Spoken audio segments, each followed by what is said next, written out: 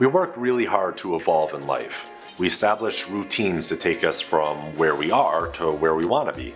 These routines are arguably key to achieving the goals that we have, as routine implies habit, and habits allow us to act without thinking. What many people often find is that life doesn't care about their routines and habits that they've worked so hard to develop.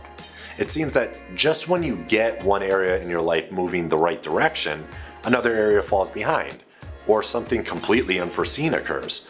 When this happens, we are confronted with two options: to either become worried, stressed, upset, and panic, or become resilient, even anti-fragile, and adapt and thrive with this circumstance. Anti-fragility is a term coined by author Nassim Taleb. What does it mean if something is fragile?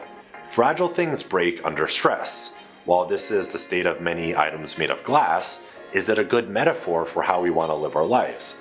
Probably not. Breaking under stressors that are inevitable in life is a recipe for misery.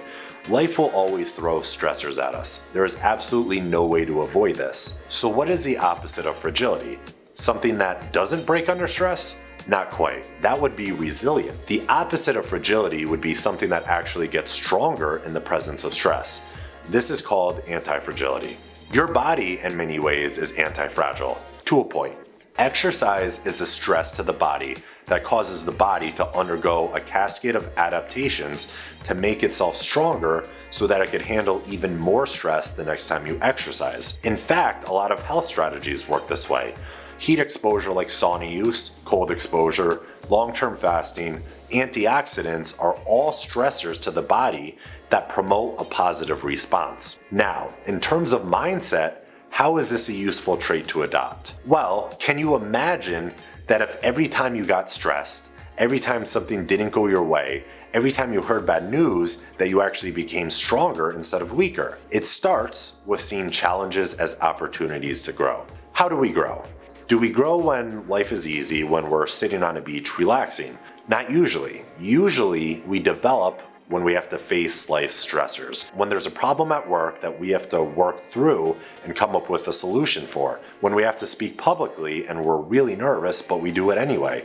When we need to lose weight and have so much working against us that it seems virtually impossible, yet we figure out a way to do it. When we deal with quote-unquote problems in a positive way, we strengthen our ability to handle future problems which are inevitable. We then increase our tolerance to handle problems because we continually grow each time we face another one. As far as I've seen, this is the way to live the highest quality life possible. Where is there fragility in your life? Where do you break down in the face of stress, uncertainty, or hardship? What would your life look like if you viewed all of those so-called issues as opportunities to grow your psychology so that you could better handle what life throws at you next time and continue to grow?